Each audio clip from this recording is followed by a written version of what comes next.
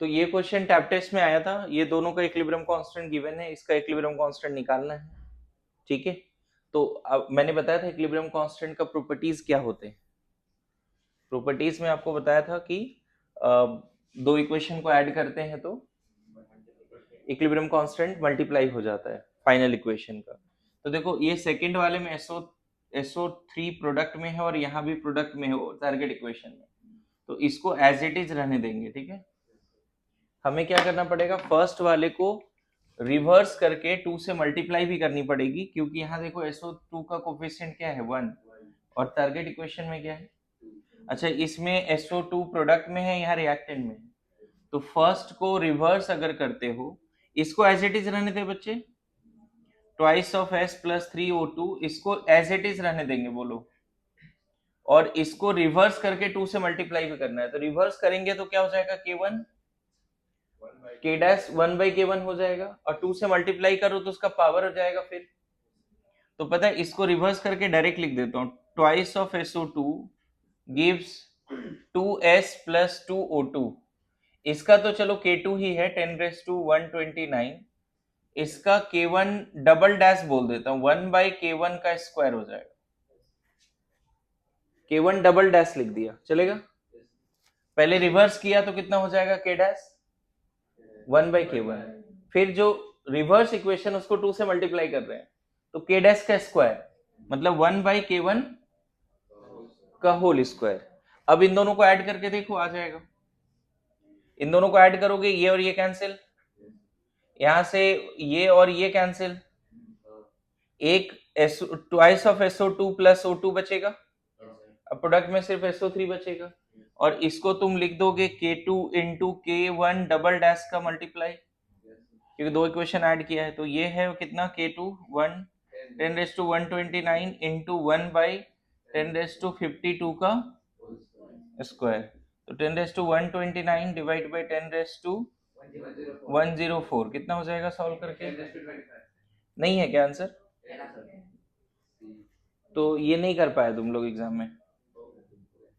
हाँ, और कौन सा डाउट है, जल्दी बोलो। 12, ठीक है, इसको हटा दूं मैं। सब लोग प्रॉपर्टी लगाना था ना, प्रॉपर्टी का सवाल था। मैं बोल तो रहा हूं कि कोई ऐसा क्वेश्चन नहीं था जो क्लास में मैंने कराया नहीं था, मतलब क्लास में किया हुआ क्वेश्चन आपसे नहीं हो रहा है, क्लास नोट्स रिवाइज करने पड़ेंगे और अच्छे से। ए सर्टेन टेम्परेचर के इक्विलिब्रियम गिवन है, if we take 1 mole of each of 4 gases in a 10 liter container, what would be the equilibrium concentration of A2? देखो सबसे पहला तो रिएक्शन कैसा दिया हुआ है, A2 plus B2 is equilibrium with C2 plus D2, ये ओवरऑल रिएक्शन है, और इस रिएक्शन का इक्विलिब्रियम कांस्टेंट भी दिया हुआ है 0.25, राइट है। और T इक्वल टू 0 पे कंटेनर में क्या लिया है, A2 B2 C2 D2 सब लिया है, कितना लिया है 1 सारे कितने मोल है जी, और 10 लीटर कंटेनर है, all are 1 mole and 10 litre container है। ठीक है, तो देखो अभी तुम्हें ज्यादा तो नहीं पता कि कैसे बनेगा, लेकिन हम T इक्वल टू 0 पे इसको 1100 लिख दें, सॉरी सब 11 लिख दें सारे, और 11 में मत लिखो सारे, डायरेक्ट मोलारिटी लिख दो 0.1 0.1 0.1 0.1, ठीक है, लिख दिया। अभी एक टॉपिक है रिएक्शन कोसेंट, अगर वो पढ़ा दिया होता तो और जल्दी सवाल हो जाता, लेकिन मान लो वो नहीं भी पता है तो भी सवाल होगा, अभी ट्राई करते हैं, देखते हैं। एट इक्विलिब्रियम ऐसा तो नहीं बोल रहा है कि ये इक्विलिब्रियम पर है ये चीजें, अगर ये एक्टिव मास इक्विलिब्रियम पर होता तो इस कंडीशन पे क्या आएगा बताओ, इस कंडीशन पे जो भी आएगा उसको बोलते हैं रिएक्शन कोसेंट। तो इस कंडीशन पे C का concentration C2 into D2 by A1 और A2 लिखेंगे, तो इसको सॉल्व करके लिखोगे ना, तो this comes out to be 1.1 into 0.1 divide by, तो इससे पता चल रहा है कि रिएक्शन जो है to get the equilibrium state backward चलेगा, क्योंकि जो जिस कंडीशन, देखो Q क्या दिख रहा है आपको 0.25 है, और गिवन स्टेट पे जो इक्विलिब्रियम कांस्टेंट आ रहा है उसको इक्विलिब्रियम कांस्टेंट नहीं बोलेंगे, क्योंकि हमें नहीं पता कि ये इक्विलिब्रियम टाइम है या नहीं। किसी भी इंस्टेंट पे अगर रिएक्टेंट और प्रोडक्ट का एक्टिव मास दिया हो तो रिएक्शन कोसेंट नाम का चीज है जो लिखते हैं, रिएक्शन कोसेंट वो लिखते हैं। तो इस इंस्टेंट पे हमने रिएक्शन कोसेंट लिखा, वो कितना आ गया 1। आगे का थ्योरी का पार्ट क्या है कि क्यू आई पी अगर ग्रेटर देन के होगा तो रिएक्शन बैकवर्ड चलेगा। देखो जितना प्रोडक्ट बनना तो उससे ज्यादा बन चुका है, नहीं लग रहा, तभी तो प्रोडक्ट बाय रिएक्टेंट का रेशियो ज्यादा आ गया। इक्विलिब्रियम पर प्रोडक्ट बाय रिएक्टेंट का रेशियो कितना आना चाहिए 0.25।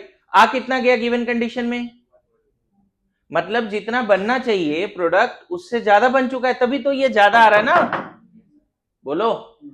तो Q I P greater than अगर इक्विलिब्रियम कांस्टेंट हो गया तो बोला जाता है रिएक्शन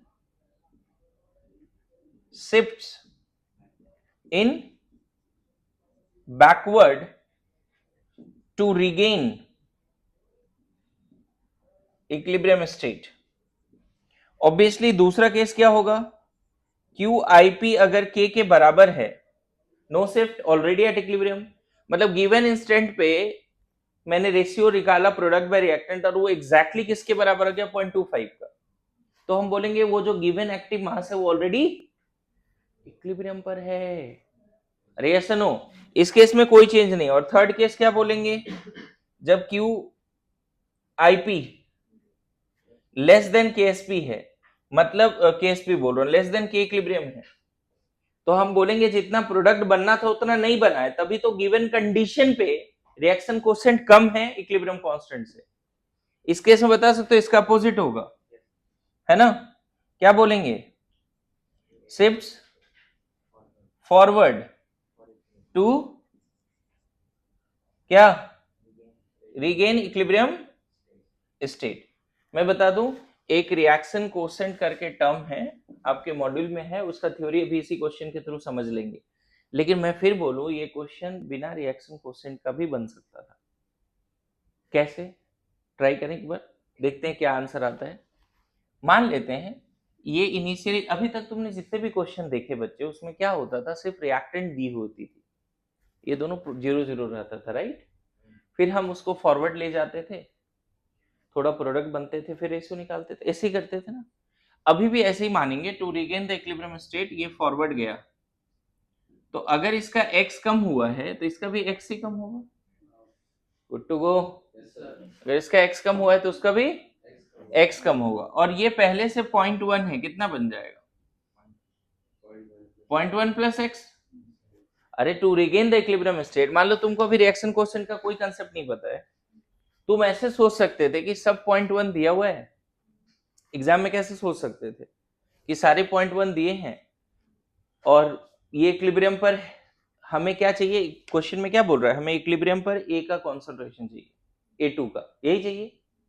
अगर मान लो यही इक्विलिब्रियम है, 0.1 ही इक्विलिब्रियम पर है, तब तो इसका रेशियो आना चाहिए ना 0.25।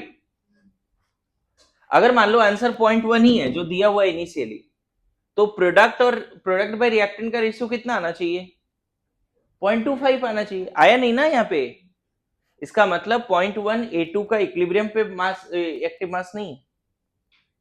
यस नो, इसको इक्विलिब्रियम लाने के लिए थोड़ा फॉरवर्ड या बैकवर्ड चलना पड़ेगा। पता है रियल टाइम में क्यू आई पी और के को कंपेयर करके हम डिसाइड कर पाते हैं कि रिएक्शन फॉरवर्ड जाएगा या बैकवर्ड जाएगा। मान लो तुमको क्यू आई पी नहीं पता है तो भी ये क्वेश्चन कैसे बन सकता है, देखते हैं। मान लेते हैं to regain the equilibrium state, ये फॉरवर्ड गया, तो ए का कितना कंज्यूम हो गया x, पहले ए कितना था 0.1, अब एक कितना बचेगा A2 0.1 माइनस x। अच्छा दिख रहा है 1 1 से रिएक्ट करता है, अगर इसका x गया तो इसका भी कितना जाएगा x ही जाएगा, तो कितना बोलेंगे 0.1 माइनस x, ऐसे चलेगा, बोलो सब लोग समझ रहे हो यहां तक, पक्का। अब देख, अब ये अगर इक्विलिब्रियम पर है, ये सारे वैल्यूज, अगर ये सारे वैल्यूज इक्विलिब्रियम पर है तो के इक्विलिब्रियम कितना लिख दोगे 0.1 प्लस एक्स का स्क्वायर, और यहां 0.1 माइनस एक्स का होल स्क्वायर। कैसे आया समझ में, प्रोडक्ट का कॉन्सेंट्रेशन बाय रिएक्टेंट का कॉन्सेंट्रेशन। अच्छा ये कितना है, 1/4 है शायद, ये 0.25 कितना है, 1/4 है। 0.1 प्लस एक्स, 0.1 माइनस एक्स का स्क्वायर, ऐसे लिख दें।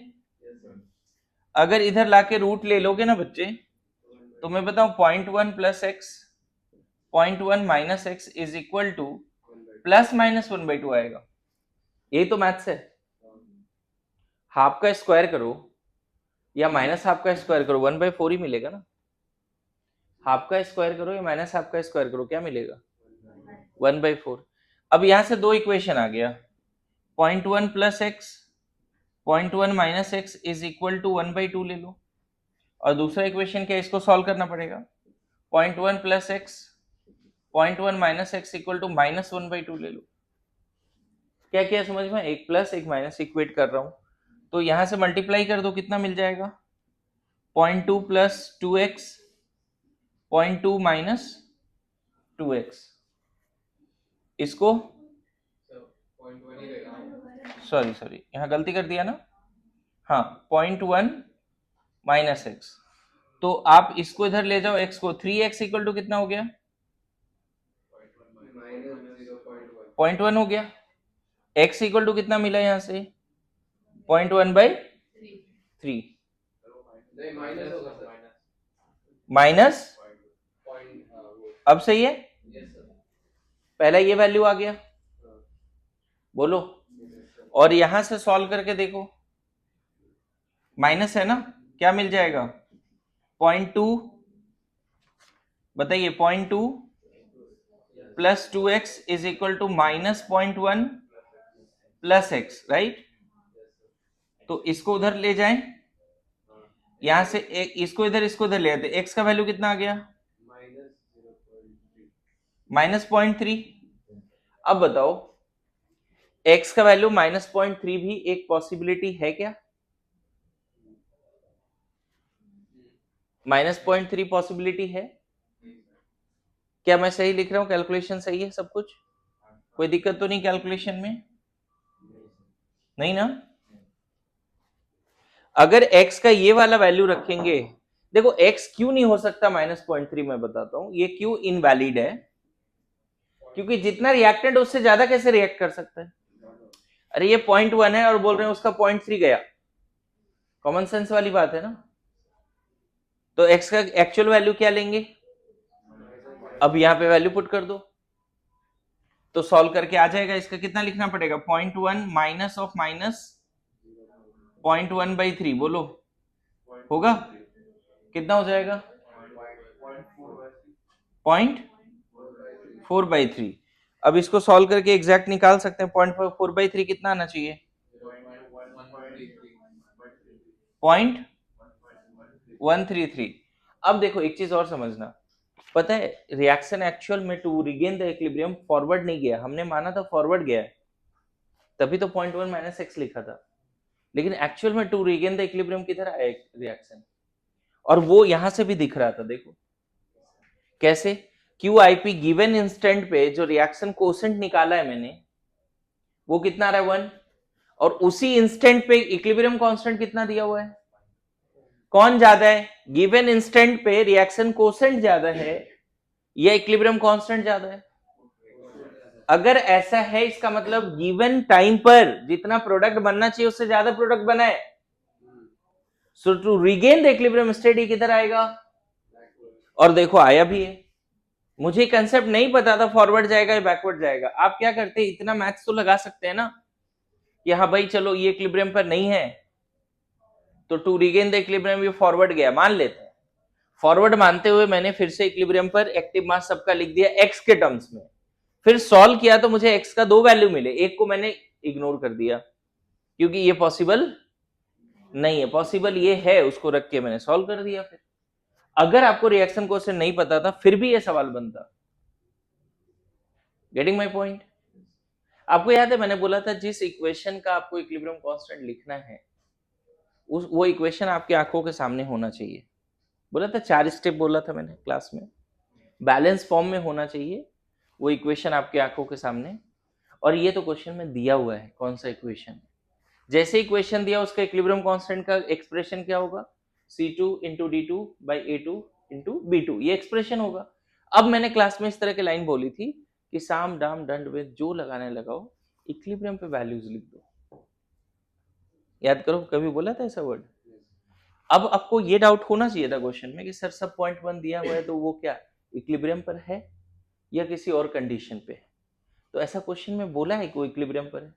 अच्छा अगर वो इक्विलिब्रियम पे होता तो ये सवाल क्यों पूछता कि A2 का वैल्यू बताओ, फिर तो पॉइंट 1 लिख के आ जाते। अरे क्वेश्चन में क्या बोल रहा है, what is the active mass of A2 at equilibrium, यही बोल रहा है ना। अच्छा active mass of A2 at equilibrium में क्या आंसर पॉइंट 1 है, कोई भी आंसर पॉइंट 1 भी नहीं है।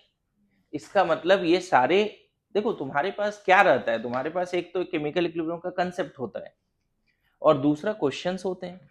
क्वेश्चंस में भी तो बहुत सारे इंफॉर्मेशन होते हैं, क्वेश्चन है उसमें इंफॉर्मेशन है, उसके ऑप्शंस में कुछ छुपे हुए हैं, अरे यस नो, तो उसके बेसिस पे डिसाइड होता है कि हम किस तरह से प्रोसीड करें।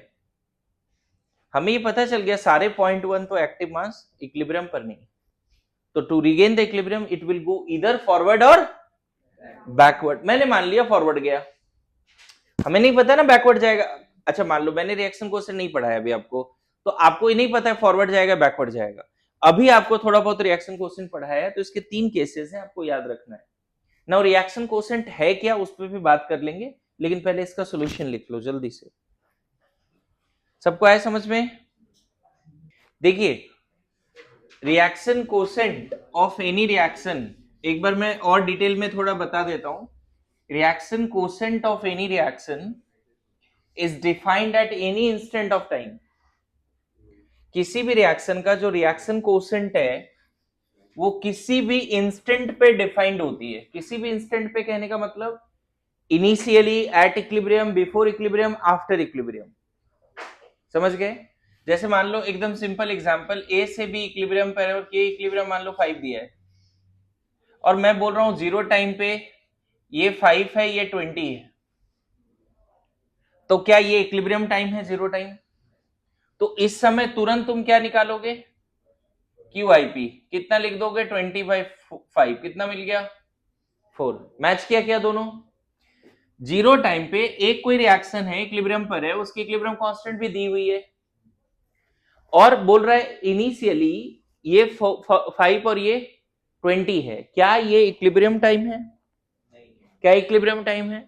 10 मिनट के बाद मान लेते हैं, है ना, ये 4 है ये 21 है, क्या ये इक्विलिब्रियम टाइम है? अभी है नहीं ना, अभी भी इक्विलिब्रियम टाइम। इस समय फिर से तुम देखो QIP का अच्छी बात क्या है, QIP का अच्छा बात क्या है ना। इसको एक काम करते हैं, इसको पहले 6 ले लेते हैं समझाने के लिए।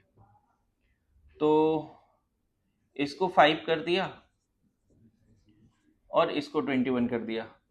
इस समय कितना है बच्चे, क्या इक्विलिब्रियम पे है पहले बताओ? जीरो टाइम पे इक्विलिब्रियम पे है। 10 मिनट के बाद ये रिएक्शन थोड़ा फॉरवर्ड गया, इसका एक कम हुआ इसका एक बढ़ गया, ऑब्वियसली 1 से 1 ही दिख रहा है, कोफिशिएंट जैसा है उसके हिसाब से। क्या 10 मिनट के बाद इक्विलिब्रियम पे आया? आया क्या? नहीं, अभी भी नहीं आया इक्विलिब्रियम पे। बोलो 20 मिनट के बाद मान लीजिए 4 है ये 20 है, सॉरी 22 है, तब क्या 20 मिनट के बाद इक्विलिब्रियम पे आया है? नहीं ना, आया है क्या? मैं बताऊं QIP किसी भी इंस्टेंट पे आप लिख सकते हो, किसी भी इंस्टेंट पे QIP किसी भी इंस्टेंट पे लिख सकते हो 22/4। अगेन 5 आ रहा है क्या 22/4? नहीं आ रहा ना, बोलिए समझ में आ रहा है? तो आप ऐसे समझो कि QIP, अब यहां पे 2-3 केसेस हैं, ये तो मैं समझा दिया किसी भी इंस्टेंट पे आप लिख सकते हो, लेकिन कभी कभी ऐसा होता है कि एक रिएक्शन दिया हुआ है A से B और K इक्विलिब्रियम दिया हुआ है 5 और किसी टाइम पे जिस समय तुमने ऑब्जर्व करना शुरू किया उस समय ये 5 है और ये 25 है। जिस समय आपने ऑब्जर्व करना शुरू किया ये 5 है ये 25 है, बताओ उस समय QIP कितना आएगा? बोलेंगे कि जिस समय आपने ऑब्जर्व करना शुरू किया वो एक्चुअल में इक्विलिब्रियम स्टेट था, क्या ये रिएक्शन फॉरवर्ड बैकवर्ड जाएगा to regain the equilibrium state? क्योंकि जिस समय आपने इक्विलिब्रियम QIP लिखा वो एग्जैक्टली के बराबर आ गया ना। अरे यार सुनो, तो हम क्या बोलेंगे ये वाला केस में, क्या बोलेंगे कि reaction will neither shift forward nor backward, the given active masses are already at equilibrium. सब समझ गए? दूसरा केस, अगर मान लो A से B इक्विलिब्रियम पर है, K इक्विलिब्रियम 5 दिया हुआ है और ये 5 है, ये 20 है। अब बताओ इस केस में किसी भी इंस्टेंट पे जिस समय तुमने ऑब्जर्व करना शुरू किया, मान लो वो 0 टाइम है, ये 5 है 20, उस समय QIP कितना आएगा? 4 आएगा। अब बताओ क्या गिवन एक्टिव मास इक्विलिब्रियम पर है? दोनों मैच किया क्या? नहीं किया। Now this equation will try to regain the equilibrium state. अच्छा बताओ, इक्विलिब्रियम कांस्टेंट 5 है और एक्चुअल में प्रोडक्ट बाय रिएक्टेंट इक्विलिब्रियम पे कितना है? 5 है, और गिवन इंस्टेंट पे प्रोडक्ट बाय रिएक्टेंट 4 है। इसका मतलब है कि प्रोडक्ट जितना बनना चाहिए था उतना बना, क्योंकि इक्विलिब्रियम पे प्रोडक्ट बाय रिएक्टेंट कितना आना चाहिए? 5, और गिवन इंस्टेंट पे प्रोडक्ट बाय रिएक्टेंट कितना आया है? 4। मतलब रिएक्शन को बताओ टू रीगेन द गेस करो, to regain the equilibrium state किधर जाना पड़ेगा? इसको फॉरवर्ड जाना पड़ेगा। अरे यार सुनो, देखो इसको ऐसे भी समझ सकते हो, मान लो ये रिएक्टेंट है, ये प्रोडक्ट है, QIP कहीं ना कहीं इधर है ना, और K का वैल्यू ज्यादा है। नंबर लाइन के हिसाब से बताओ, ये 5 है, ये 4 है। नंबर लाइन के हिसाब से बताइए, ये क्या है? 4 है, ये 5 है। नंबर लाइन के हिसाब से रिएक्टेंट मान लो 0 टाइम है, तो बताओ QIP को K बनने के लिए एरो किधर दिखाना पड़ेगा? नंबर लाइन में इधर चलेगा एरो। देखो ये एरो बता रहा है कि to regain the equilibrium state it will go in forward direction. To regain the equilibrium state it will go in forward direction. समझ गए? इसीलिए यहां पे लिखा है ये वाली QIP कम है K से, तो to regain the equilibrium state, तो थोड़ी देर के लिए रिएक्शन किधर चल लेगा बच्चे? फॉरवर्ड। और जब फॉरवर्ड चलेगा तो उस समय इसको तुम 5 - x लिख देना और इसको 20 + x लिख देना। मान लो थोड़े समय के लिए गया और ये घटा, घट के कितना हो गया इक्विलिब्रियम पे? 5 - x, और ये इक्विलिब्रियम पे कितना हो गया? 20 + x। सॉल्व कर लो, फिर रेशियो ले लो, फिर 20 + x बाई 5 - x किससे इक्वेट कर दोगे? 5 से। आ रहा है समझ में? बोलिए पक्का? लिखने का देखो मैं ज्यादा टाइम नहीं दूंगा आपको, है ना, आपको समझने पे ज्यादा फोकस करना है ना। यहाँ पे देखिए आगे, अगर A से B इक्विलिब्रियम पर है और K 5 है और ये दिया हुआ है तुम्हारा 4 और ये दिया हुआ है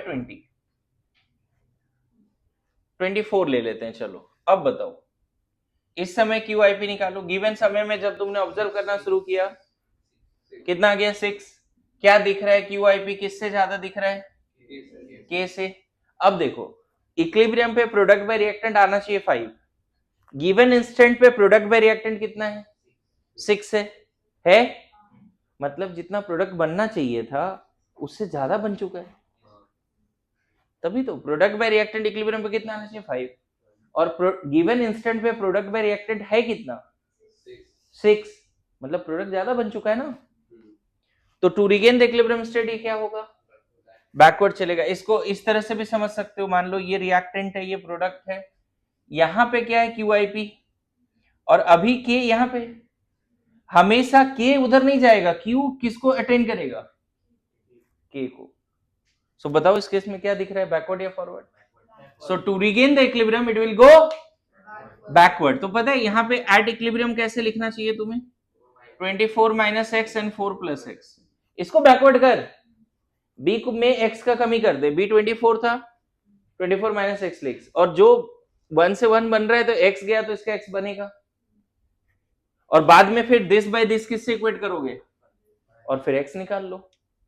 मेरी बात आ रही समझ में? तो रिएक्शन कोसेंट है क्या एक्चुअल में? The expression of reaction quotient is same as that of equilibrium constant. मेरी बात समझ रहे हो? अगर मान लो ये रिएक्शन होता है N2 + 3H2 गिव्स अमोनिया, मैं बोलता है इसका QIP बताओ, रिएक्शन कोसेंट बताओ, तो एक्सप्रेशन आपको बिल्कुल वैसे ही लिखना है जैसे आप इक्विलिब्रियम कांस्टेंट का एक्सप्रेशन लिखते थे। बोलो The expression of QIP is same as that of K equilibrium.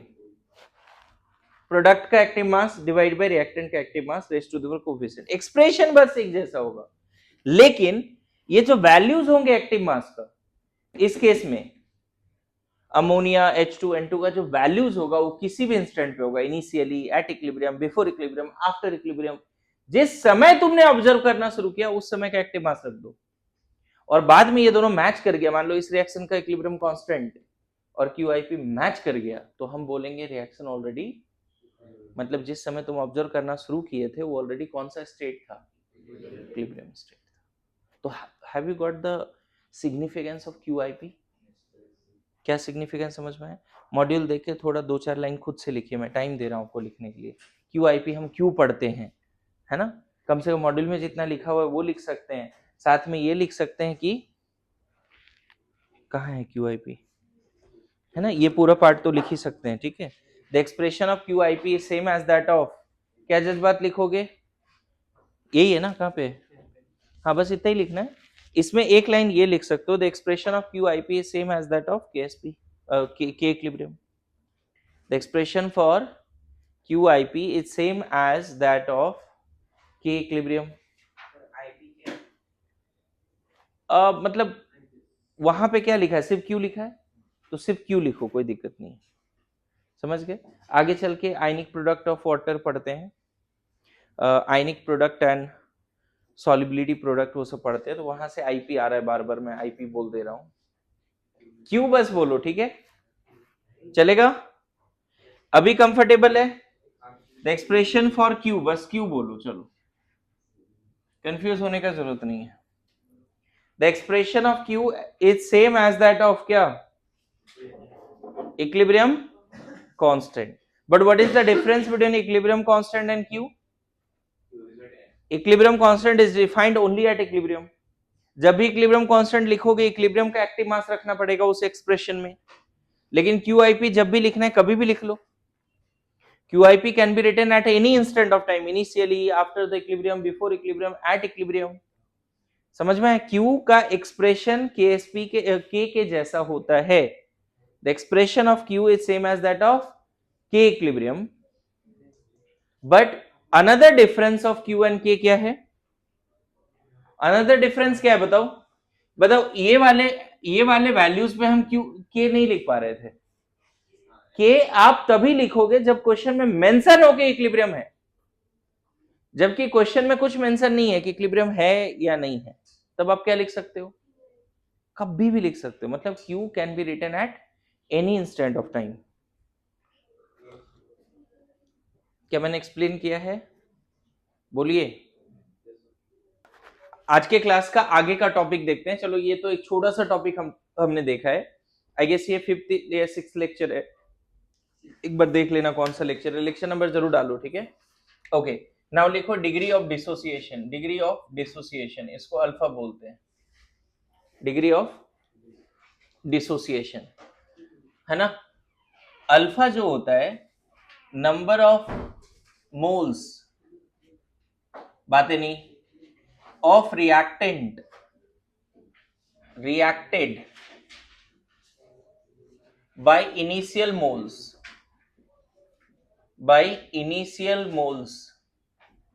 of reactant taken. Initial moles of reactant taken. और डेफिनेशन बताता हूं. अल्फा ऐसे भी बोल सकते हो, decrease in active mass of reactant divided by initial active mass of reactant. Initial active mass of reactant.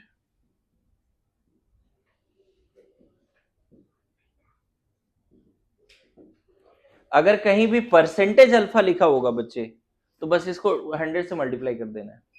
जो definition है एग्जैक्टली वही रहेगा. परसेंटेज अल्फा का सब सेम रहेगा इनटू 100. दोनों केसेस में जो मैंने लिखा है एग्जैक्टली वही रहेगा. Percentage degree of dissociation is equal two moles of reactant reacted by initial mole into 100, या decrease in active mass of reactant divide by initial active mass into 100। Percentage में बस ये सिर्फ अल्फा बोला, ओनली क्वेश्चन में लिखा है degree of dissociation. तो मैं बता दूं, कभी भी अल्फा का वैल्यू, ओनली अल्फा का वैल्यू यही हो सकता है, 1 से ज्यादा नहीं हो सकता। मुझे बताओ, जितना रिएक्टेंट लिया मैक्सिमम वही तो ब्रेक हो सकता है। जितना इनिशियली लिया पूरा का पूरा ब्रेक हो गया, तो अल्फा का मैक्सिमम वैल्यू कितना हो सकता है?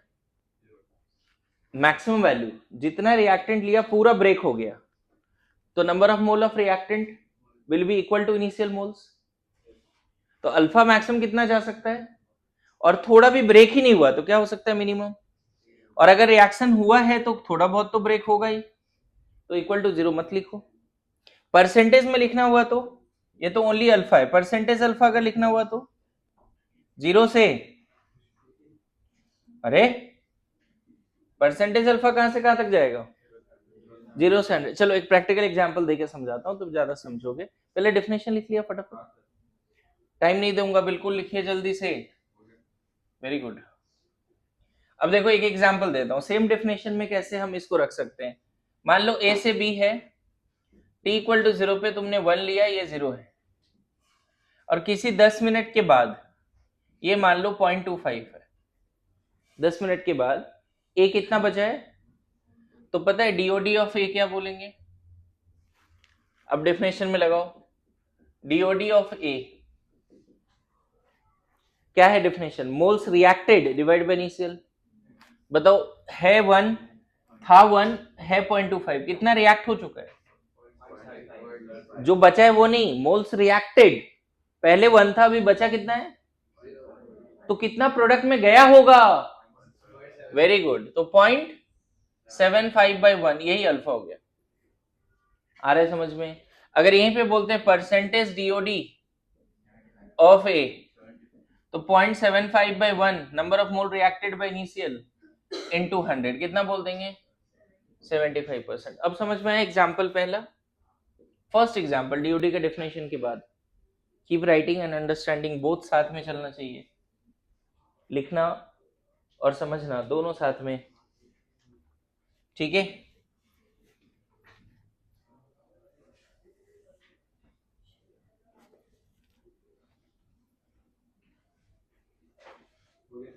ओके, दूसरा एग्जांपल देखो। जरूरी नहीं है कि हम सिर्फ अल्फा के टर्म्स में बोले। मान ले ए से बी है, टी इक्वल टू 0 पे 10 मोलर है, मान लो। मोलर के मोलैरिटी के टर्म्स में भी लिख सकते हैं, active mass can be molarity also. 10 molar है, मान लेते हैं 20 मिनट के बाद ये 8 मोलर बचा है। ऑब्वियसली 1 से 1 बनता है, तो इसका 2 गया तो इसका 2 बन गया होगा। क्या ऐसे लिखना चाहिए? देखो ना, 10 था, अभी 8 बचा है, मतलब ए का कितना गया है? 2 गया है, तो बी कितना बना होगा? 2 बना होगा, क्योंकि 1 से 1 बनता है। इस केस में डीओडी ऑफ, है ना, डिग्री ऑफ डिसोसिएशन ऑफ ए कितना बोल देंगे? 2/10। कितना बोल दें? परसेंटेज अगर बोलना होता तो 20%। सबको आ रहा है समझ में? ओके, थर्ड एग्जांपल देखो।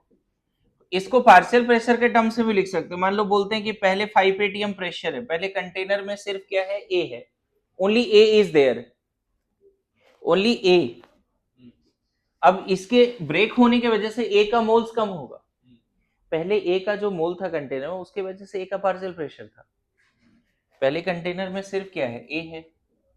मान लेते हैं ए मोल है, इस पूरे मोल के वजह से कंटेनर में जो प्रेशर होगा वो सिर्फ ए का प्रेशर होगा। तो मान लेते हैं ए का प्रेशर कितना है? 30 मिनट के बाद कंटेनर में क्या क्या है? ए और बी दोनों है। इसका हम बोलेंगे a माइनस एक्स, तो इसको कितना बोलना पड़ेगा? x बोलना पड़ेगा, शुरू में 0 है। अच्छा बताओ, पहले अगर a के करस्पॉन्डिंग प्रेशर 5 था, तो a माइनस एक्स के करस्पॉन्डिंग भी प्रेशर 5 होगा या थोड़ा कम हो जाएगा? a मोल के करस्पॉन्डिंग प्रेशर कितना था? 5। a माइनस एक्स मोल के करस्पॉन्डिंग प्रेशर, पक्का गुड टू गो? तो हम बोलेंगे प्रेशर में कमी आ गई। मान लो इसका प्रेशर 2 atm बचा, यहाँ पे ऐसे लिखेंगे 1 से 1 बनता है, अगर इसका 3 से कमी हुआ है तो इसका 3 atm हो जाएगा। आ रहा है समझ में? प्रेशर के टर्म्स में भी DOD ऑफ ए बोल सकते हो। कितना प्रेशर में डिक्रीज हुआ है, क्या लिखा था, decrease in active mass, active mass में भी प्रेशर ऑल्सो। बताओ एक्टिव मास में कितने का डिक्रीज हुआ है, जैसे यहाँ मोल्स में डिक्रीज हुआ था 0.75 का, यहाँ मोलारिटी में डिक्रीज हुआ था 2 का, यहाँ पार्शियल प्रेशर में कितने का डिक्रीज हुआ है, कितने, 3, वेरी गुड, तो 3/5 हो गया। Decrease in partial pressure of reactant by initial partial pressure is the alpha also. यहाँ पे अगर चाहो तो तुम चाहो तो ये लिख सकते हो, decrease in molarity of reactant, इस डिफिनेशन में क्या बोलेंगे, alpha, decrease in molarity of reactant by initial molarity, यहाँ अल्फा क्या बोलेंगे, decrease in partial pressure of reactant by initial partial pressure. क्या सबको अल्फा समझ में आ रहा है, पक्का, अल्फा समझोगे तब आगे का एक्सप्रेशन समझ में आएगा, बहुत डिफिकल्ट नहीं है। आगे बढ़े,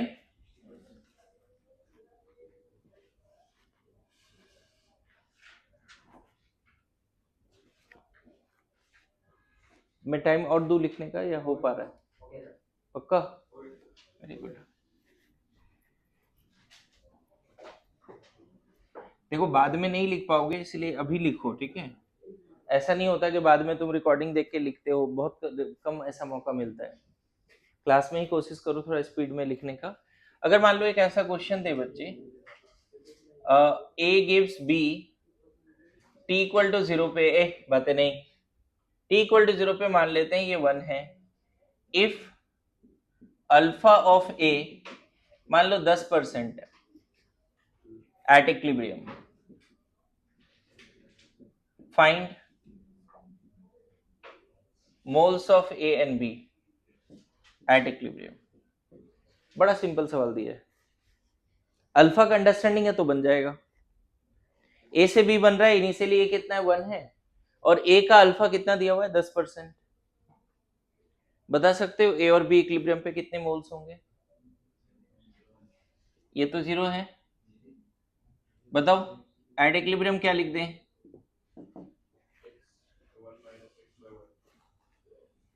एट इक्विलिब्रियम देखो पहले तो ऐसे लिख सकते हो 1 - x, इसको x लिख सकते हो, मान लेते हैं x मोल गया तो इक्विलिब्रियम पे 1 - x, और अभी अल्फा का डेफिनेशन जैसा तुम्हें पता है x/1 करोगे, अल्फा क्या पता है आपको, मोल्स डिसोसिएटेड बाय इनिशियल, और ये कितना दिया हुआ है परसेंटेज में, यहाँ 100 से मल्टीप्लाई भी करना पड़ेगा, तो ये 10 दिया हुआ percentage alpha, x/1 into 100, x कितना आ गया 0.1, तो बस यहाँ वैल्यू पुट कर दो, कितना हो गया 0.9 एंड देखो आ गया इक्विलिब्रियम पे वैल्यू। समझ में क्या क्वेश्चन था, ए से बी इक्विलिब्रियम पर जाने चाहता है, ए से बी इक्विलिब्रियम पे जाना चाहता है, इनिशियली ए से स्टार्ट कर रहे हैं, ए का डीओडी 10% है, तो तुमसे पूछा कि इक्विलिब्रियम पे ए और बी बताइए, इक्विलिब्रियम कांस्टेंट भी नहीं पूछा है तुमसे बस बोला है इक्विलिब्रियम पे एक्टिव मास बताइए, क्लियर है, बड़ा सिंपल सवाल है। 1 था 10%, 1 का 10% गया मतलब 0.1 गया, कितना बचा 0.9, ऐसे कर लो ना, इतना सिंपल, मैथ्स तुम लोग का बहुत अच्छा है जी। 1 से 0 गया, 1 है, ये 0 है, 1 का 10% गया तो कितना बचेगा, 1 का 10% गया मतलब 1 का 0.1 गया ना, ठीक है। अच्छा इसी में मान लो ऐसा क्वेश्चन देते एक और, है ना, 2a gives 3b, ये थोड़ा देखो डिफिकल्ट जा सकता है तुम्हारे लिए, मान लेते हैं इसका 10 है, ये 0 है ना, 10 मिनट इक्विलिब्रियम टाइम है, इफ अल्फा ऑफ ए मान लेते हैं 25% है, अल्फा ऑफ ए कितना है 25% है, फाइंड ए एंड बी। अब थोड़ा सा मोल का भी यूज करना पड़ेगा, अब थोड़ा मोल का यूज करना पड़ेगा। अच्छा बताओ 10 है, 10 का 25% कम कर दो, कितना बचेगा फिर, 10 का 25% कम कर दो 7.5, 10 का 25% हटा दो मतलब कितना 10 इंटू 25/100 कितना हो गया? 2.5 गया, तो बचा कितना ये? 7.5। लेकिन अब ध्यान रखना, बिना मोल लगे नहीं बनेगा। अब देखो 2 से कितना बनता है? 3 बनता है। 1 से कितना बनेगा? 3/2। समझना, 2 ऑफ ए से 3 ऑफ बी बनता है, 1 ऑफ ए से 3/2 बी बनेगा। लेकिन ए का कितना रिएक्ट किया है ये तो देखो, ए का रिएक्ट कितना किया? 2.5। 10 था, 7.5 बचा है, ए का 2.5 रिएक्ट किया है, तो कितना? तो बी कितना बन जाएगा? बी कितना बन जाएगा? 7.5 डिवाइड बाई 2 कितना लिख दोगे? 7.5 डिवाइड बाई 2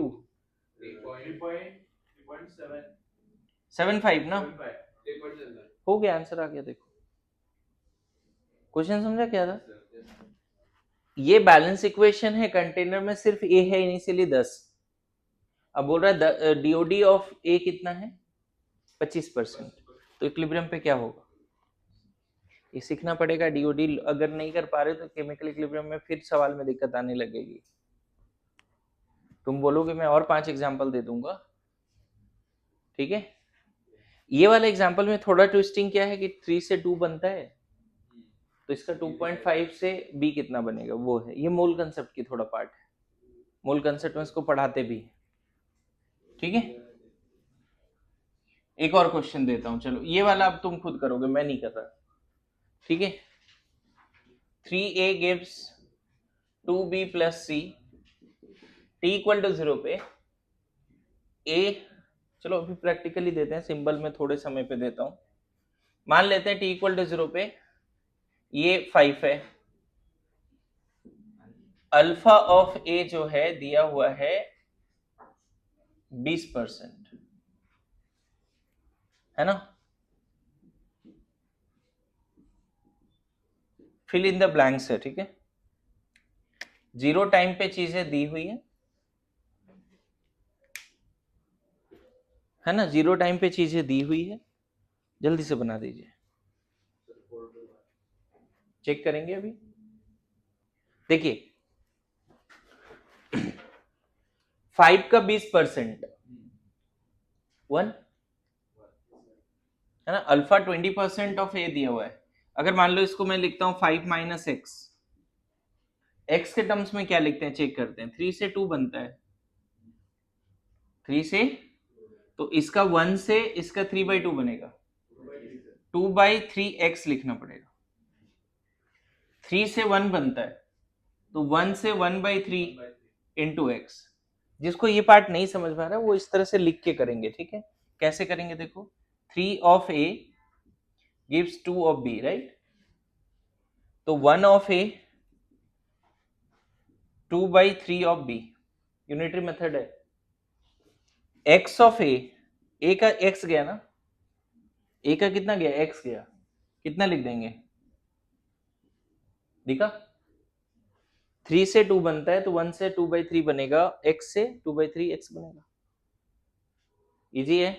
अच्छा ए और सी में रिलेशन लगाओ, 3 ऑफ ए से 1 ऑफ सी, 1 ऑफ ए से, है ना, समझ गया। x ऑफ ए का कितना गया है देखो ना, 5 था, 5 माइनस एक्स लिखा है, तो एक्चुअल में ए का कितना गया है? x गया है। तो 3 अगर गया होता तो 1 बनता, 1 गया होता तो 1/3 बनता, x गया हुआ है तो x गया हुआ है तो x/3 बना, वही तो मैंने लिखा है। लेकिन अच्छी बात क्या है, पहले तो ये बताओ अल्फा के हिसाब से बताओ, 20 इक्वल टू क्या हमें लिखना चाहिए? x/5 into 100। अभी डीओडी क्या बोला? Number of moles dissociated by initial into 100। Percentage alpha क्या होता है? रिएक्टेंट का वो मोल जो डिसोसिएट हो गया बाय इनिशियल मोल इंटू 100। बताओ पहले 5 था, अभी 5 माइनस एक्स बचा है, मतलब कितना डिसोसिएट हुआ है? x/5 into 100। यहां से सॉल्व करोगे x1 आएगा। अब वैल्यू पुट कर दे बच्चे, ज्यादा सही रहेगा। हर जगह पे x का वैल्यू पुट कर दे, कितना आ गया 4, ये 2/3, ये हो गया, आंसर आ गया। आ रहा है समझ में? पक्की बात सब लोग? जैसे मान ले बोलता हूं, if percentage alpha of ammonia is 10% at equilibrium, find moles of ammonia N2 and H2 if initial moles of ammonia is A। Symbol में काम करते हैं, चलो यहां पे नंबर नहीं मिलेगा, सिंबल में काम करना पड़ेगा। डीओडी ऑफ अमोनिया गिवन है, अमोनिया का परसेंटेज डीओडी 10% है at equilibrium. Find moles of ammonia N2 and H2 if initial moles of ammonia is a. देखिए ए के टर्म्स में कैसे अभी प्रैक्टिस कर सकते हैं। नेक्स्ट क्वेश्चन, अमोनिया कंटेनर में इनिशियली ए मोल है। उस क्वेश्चन का सॉल्यूशन देखिए बच्चे, कंटेनर में पहले अमोनिया कितना है, ए मोल, और बोला जा रहा है कि इक्विलिब्रियम पर अमोनिया भी है, N2 और H2 है। ये सब कितना होगा इक्विलिब्रियम पे, यही क्वेश्चन है। x y z बोल देते हैं मोल्स। आपको अमोनिया N2 H2 कितने मोल्स होंगे वो, तो ये तब तक नहीं बनेगा जब तक आप इसको बैलेंस नहीं करोगे। आपको बैलेंस लिखना ही पड़ेगा। अब t इक्वल टू 0 ए लिख दो, 0 0 लिख दो, लिख दिया। अब देखो एट इक्विलिब्रियम ए का कितना जा रहा है, ए का 10% जा रहा है। देखो लिखने का अब तरीका समझाता हूं तुम्हें। इसको ना a माइनस एक्स लिख देते हैं, मान लेते हैं, चलो x के टर्म्स में लिखना शुरू करते हैं, a माइनस एक्स लिखते हैं। अब देखो 2 से 1 बनता है, तो x से कितना बनेगा, x बाई, ये लिखने आना बहुत जरूरी है। 2 से 1 बनता है ना, कोफिशिएंट क्या बोल रहा है, 2 से 1 बनता है। यहां पे अगर चाहो तो तुम ये लगा सकते हो कि twice of ammonia gives 1 of N2, तो 1 of ammonia gives 1/2 N2, x of ammonia x/2 of N2।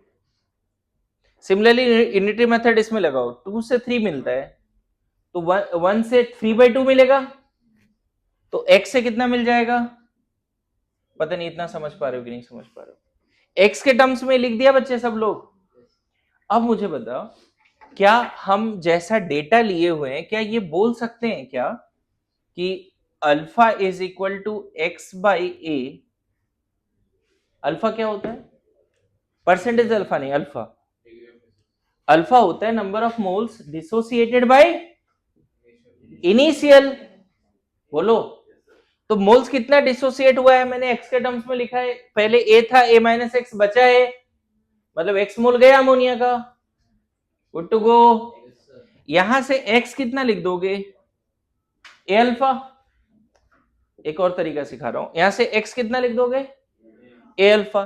तो पता है एट इक्विलिब्रियम तुम ये भी लिख सकते थे, ए minus A alpha, A minus मतलब जितना है उसका ए अल्फा टाइम्स गया, शॉर्टकट, जितना है उसका ए अल्फा टाइम्स गया। समझ में आया? अच्छा यहां पे एक्स की जगह पे क्या लिख दें, A alpha by 2, 3a alpha by, यहां तक समझ रहे हो? तुम्हें लग रहा है कि नहीं सर सिंबल के टर्म में क्यों जा रहे हैं, अल्फा दिया हुआ है तो हम अल्फा के टर्म्स में करें ना। आपको सिंबल के टर्म्स में लिखने आना चाहिए इस चैप्टर में, ए और अल्फा के टर्म्स में, तब जाके थोड़ा जो आने वाला एक्सप्रेशन जो हम डिराइव करने वाले हैं वो आपके लिए इजी हो जाएगा। अच्छा अब तुम चाहो तो वैल्यूज रख सकते हो लास्ट में। आपको पता है अल्फा 10% मतलब 0.1, अल्फा 10% मतलब कितना, अब चाहो तो वैल्यू रख दो, a माइनस a इंटू 0.1, देखो तो सॉल्व करके वही आया था 0.98। तुम लोग बोला था ना 0.98 आएगा सॉल्व करके। अब लास्ट में वैल्यू रख दिया।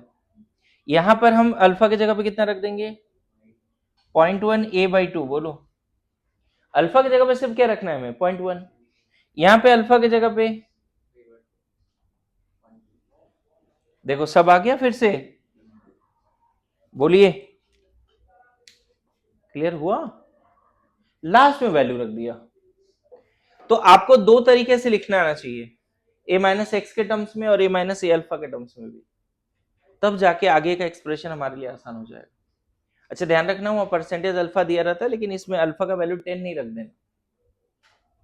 परसेंटेज वैल्यू नहीं रखते, जो एक्चुअल वैल्यू को रखते हैं। 10% मतलब 0.1 रखते हैं, 25% मतलब 0.25 रखते हैं, 50% मतलब हाफ रखेंगे, 90% मतलब अल्फा का 90% है तो कितना रखेंगे? 0.9 रखेंगे।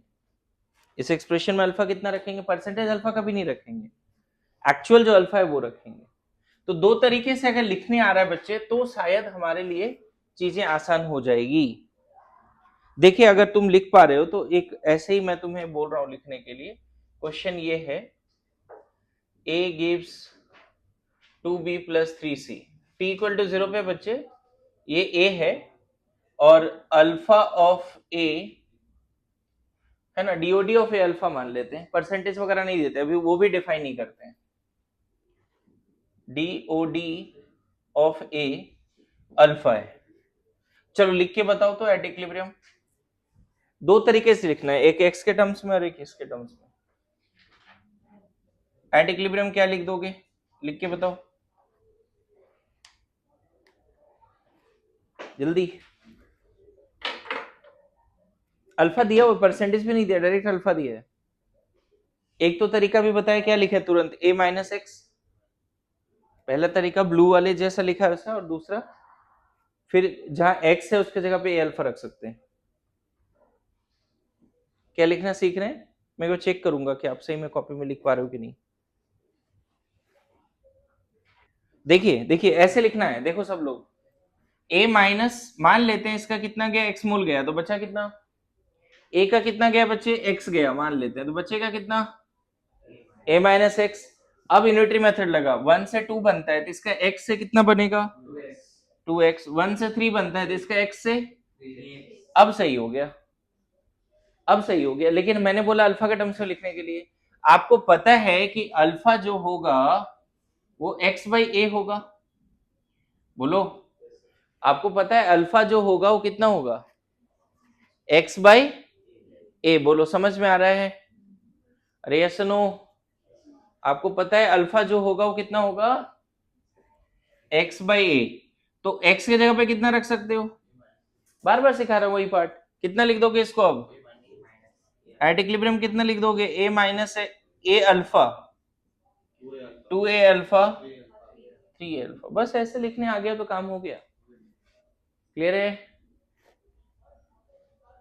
अल्फा हम लोग इसी दिन के लिए सीख रहे थे अभी, कि अल्फा के टर्म्स में लिख दें। क्लियर है?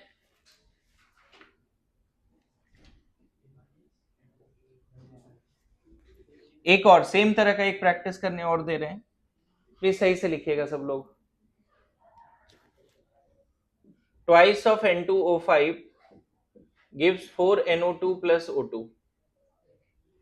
T इक्वल टू 0 पे बच्चे अगर मान लो बोल देता हूं 5 ATM है, डीओडी ऑफ N2O5 10% है। चलो इक्विलिब्रियम प्रेशर्स बताओ at equilibrium, equilibrium partial pressures बताओ, है ना? If find partial pressure of each at equilibrium and also KP. चलो दो चीजें दिया, क्वेश्चन ये पूरा है, ये बैलेंस फॉर्म में है। अब देखो केपी सीख रहे हैं, मेरा मेन टास्क तो था केपी केसी का क्वेश्चंस कराना। इनिशियली कंटेनर में सिर्फ N2O5 है, एंड जो भी N2O5 है उसके मोल्स के वजह से जो प्रेशर है मोल्स की वजह से जो प्रेशर है वो एक्चुअल में, समझ गए, मोल्स की वजह से जो प्रेशर है वो एक्चुअल में 5 atm है। मैं क्वेश्चन को एक्सप्लेन कर देता हूं। क्वेश्चन क्या है देखो, कंटेनर में इनिशियली N2O5 है, मान लेते हैं A मोल है, तो A मोल के वजह से जो प्रेशर है वो कितना है 5 atm। इनिशियली मान लेते हैं टेम्परेचर T है, वॉल्यूम V है, और कंटेनर में सिर्फ कौन सा गैस है N2O5 गैस है, और उसके जो A मोल गैस है उसके वजह से प्रेशर कितना है। तुम बताओ प्रेशर इक्वल टू क्या लिखोगे बच्चे, PV इक्वल टू ART नहीं लिखोगे। तो बताओ ये और ये तो फिक्स है ना, तो प्रेशर और मोल फिक्स नहीं होगा, मतलब अगर मोल ज्यादा तो प्रेशर ज्यादा। अरे टेम्परेचर क्लोज कंटेनर है तो वॉल्यूम भी फिक्स हो गया, टेम्परेचर फिक्स हो गया, तो यहाँ पे प्रेशर जो अंदर गैस का होगा वो मेनली किस पे डिपेंड करेगा, उस गैस के मोल्स पे। क्लियर हो रहा है, फिर से रिपीट करो, पीवी अल्टरनेटिव होता है, मैं बोल रहा हूं क्लोज कंटेनर, वॉल्यूम फिक्स हो गया, टेम्परेचर भी फिक्स है, तो ये और ये फिक्स है, आर तो कांस्टेंट है, तो नहीं दिख रहा है कि प्रेशर किस पर डिपेंड कर रहा है, जो मोल्स है। Yes no. थोड़े समय के बाद बताओ, ये तो पहला स्टेट है, दूसरा इक्विलिब्रियम स्टेट पे क्या होने वाला है, N2O5 NO2 NO2 सब होने वाला है। इसके मोल्स कितना लिख दोगे, मान ले XYZ, अभी हम डिसाइड कर लेंगे। तो नहीं लगता है कि पहले A मोल था, बाद में A से थोड़ा कम हुआ, तो अगर N2O5 का मोल कम हुआ तो उसकी प्रेशर भी कम होगा। अच्छा, इन दोनों का मोल था ही नहीं इनिशियली, इसके मोल थोड़े थोड़े बने, तो इन दोनों का प्रेशर भी होगा। Yes no. हमें मोल पे काम करना ही नहीं है, हमें डायरेक्ट किस पे काम करना है, पार्शियल प्रेशर पे। अब बताओ 5 atm का 10% गया, 5 atm का 10% गया, कितना बचा, तो यहां 4.5 लिख दें, 4.5 लिख दें बच्चे, गुड टू गो, डायरेक्ट लिख देता हूं 4.5 लिख दें। तुमसे बोला equilibrium partial pressure of each gas बताइए, जैसा डेटा दिया हुआ है ना, पहले N2O5 का 5 atm था, अभी N2O5 का कितना है 4.5 atm, good to go. Now 2 से 4 बनता है, 2 से 4 बनता है, 0.5 से 1 बनेगा, ये कैसे लिख दिया, 2 से 4 बनता है, इसका गया कितना है देखो तो 0.5, तो बनेगा कितना वो, तुम तो वेरिएबल में काम कर चुके, अब तो रियल डेटा है, एक्स के टर्म्स में भी नहीं लिखना है। Yes no. अच्छा 2 से 1 बनता है तो 0.5 से 0.25 बनेगा। देखो सबका इक्विलिब्रियम प्रेशर मिल गया, हमें इक्विलिब्रियम प्रेशर सबका मिल गया, these are the equilibrium pressures. अब केपी क्या होता है, पार्शियल प्रेशर ऑफ NO2 का power 4, partial pressure of O2 का पावर 1, केपी याद है, by partial pressure of power 2, power 2 ना, वैल्यूज रख दो इक्विलिब्रियम पे, सबका पार्शियल प्रेशर पता है, ये 1 का पावर 4, ये 0.25 डिवाइड बाय 4.5 का स्क्वायर, सॉल्व करना पड़ेगा, आ जाएगा आंसर, समझ गए। तो केपी का क्वेश्चन अब डिग्री ऑफ डिसोसिएशन से रिलेटेड आने वाला है, घर पे जाके अगर तूने 10 question 15 question degree of dissociation पे नहीं किया ना, नेक्स्ट टेस्ट में नहीं बनेगा सवाल, कंफर्म।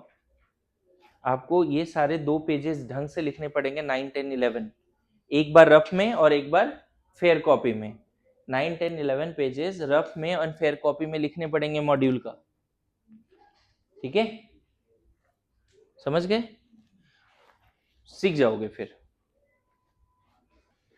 देखिए 2-3 एक्सप्रेशन है वो आपके लिए मैं डिराइव करता हूं, उसको एज ए स्टैंडर्ड थ्योरी का रिजल्ट लेके मानना। हाँ आ जाओ, क्वेश्चन क्या है देखना, क्वेश्चन है find expression for Kp, find expression for Kp and Kc for the following reaction. पहला है N2O4 gives twice of NO2, पहला रिएक्शन। दूसरा मैं बाद में रखता हूं। क्वेश्चन में देखो, क्वेश्चन में और क्या गिवन है, पहले कंटेनर का वॉल्यूम V है, टेम्परेचर T है, और इनिशियली कंटेनर में सिर्फ N2O4 A मोल है ना। At equilibrium alpha DOD of N2O4 alpha है, at equilibrium DOD of N2O4 is alpha and equilibrium pressure is P.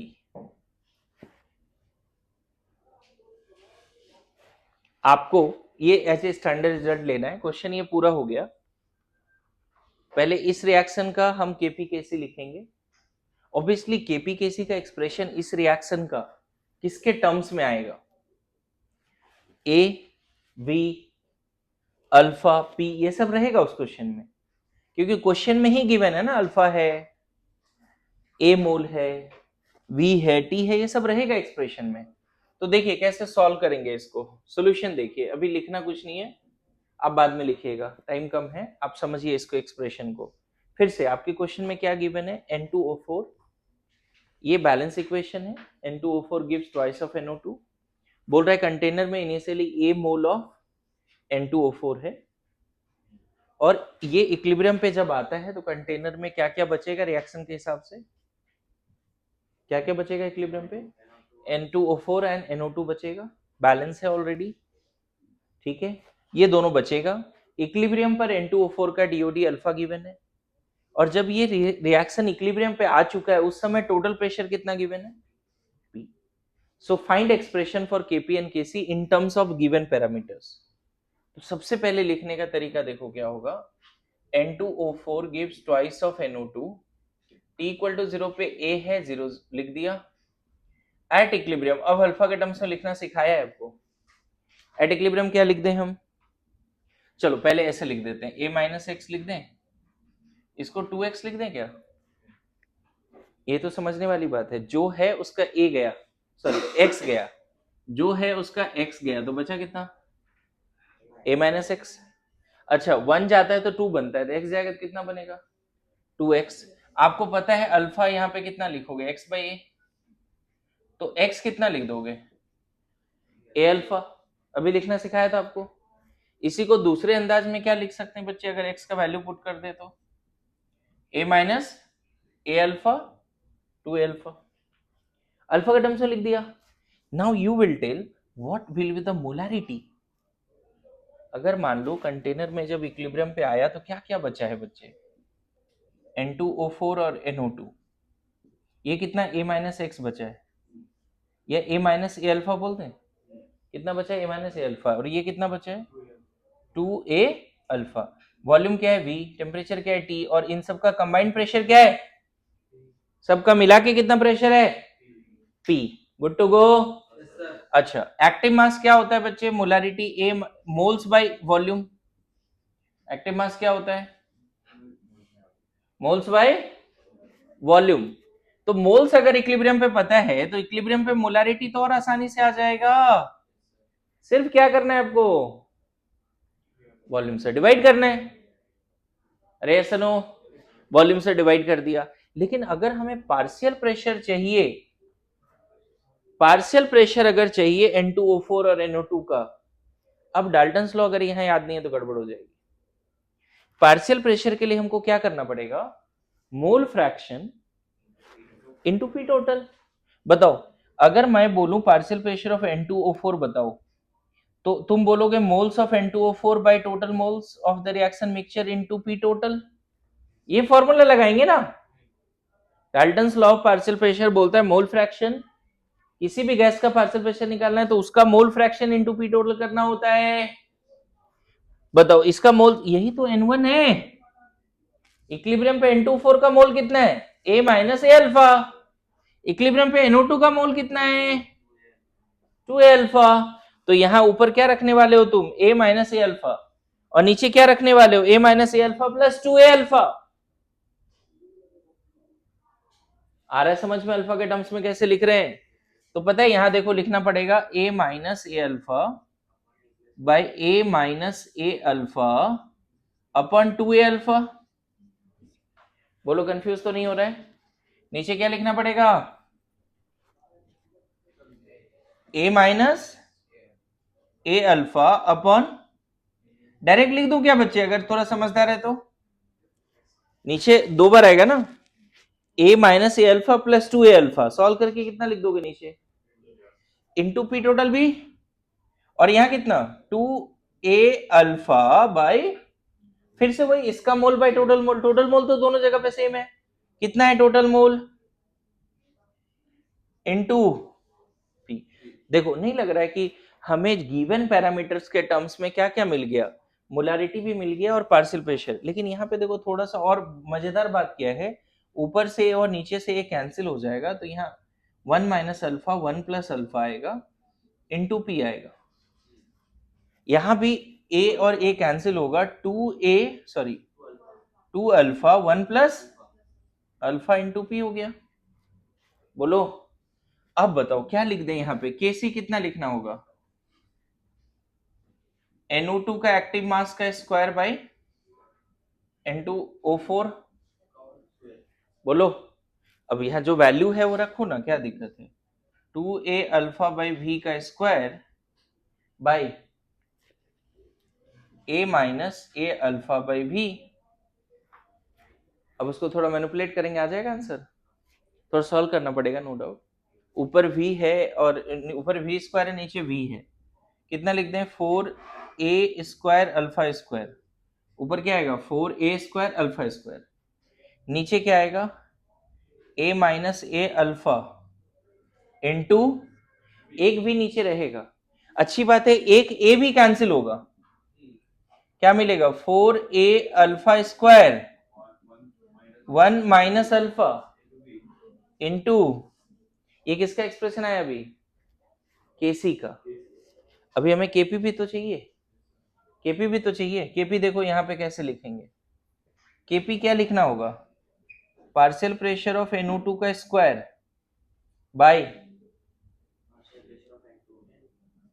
Partial pressure of, बोलो।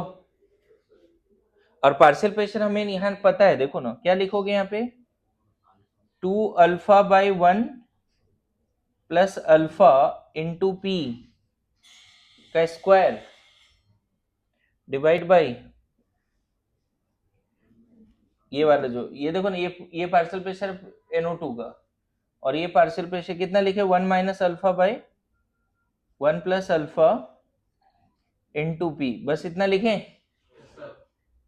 मैं बताऊं, अगर इसको तुम थोड़ा मैनिपुलेट करोगे ना बच्चे, तो केपी का एक्सप्रेशन जो सॉल्व करके आएगा 4 alpha square 1 minus alpha square आएगा। आप चेक करना। नहीं वहां अलग है, हाँ वहां अलग है, यहाँ अलग आएगा। देखो ना ऊपर पी स्क्वायर है, नीचे पी है, तो सिर्फ पी बचेगा ऊपर, एक पी यहाँ पे मिसिंग है। बोलो पी स्क्वायर और नीचे पी है। अच्छा यहाँ बताओ, यहाँ 1 माइनस अल्फा है, सॉरी 1 प्लस अल्फा का स्क्वायर है, और यहाँ भी 1 प्लस अल्फा है, तो एक 1 प्लस अल्फा नीचे आएगा ना, और नीचे पहले से 1 माइनस अल्फा है, तो 1 plus alpha into 1 minus alpha, A square minus B square नहीं हो जाएगा? A plus B into A minus B, A square minus, इसीलिए देखो ए स्क्वायर माइनस, ऊपर क्या बचा? 2 alpha square, 2 alpha square. Clear है? आपको इसको एज ए स्टैंडर्ड रिजल्ट याद रखना है। ये किसके लिए रिजल्ट है? जब A गिव्स टू B है, दोनों गैस है, तब A गिव्स टू B। इस रिजल्ट में याद रखना P इक्विलिब्रियम प्रेशर है, P इक्विलिब्रियम प्रेशर है। सेम इसमें देखो दूसरा क्वेश्चन होमवर्क है बच्चे, आपको इसके लिए एक्सप्रेशन डिराइव करके लाना है। PCl5 gives PCl3 plus Cl2, बाकी सब डेटा सेम है। इनिशियल पीसीएल 5 कितना है, ए मोल है, वॉल्यूम वी है, टी है, इक्विलिब्रियम प्रेशर कितना है, पी। समझ में आया? बोलिए।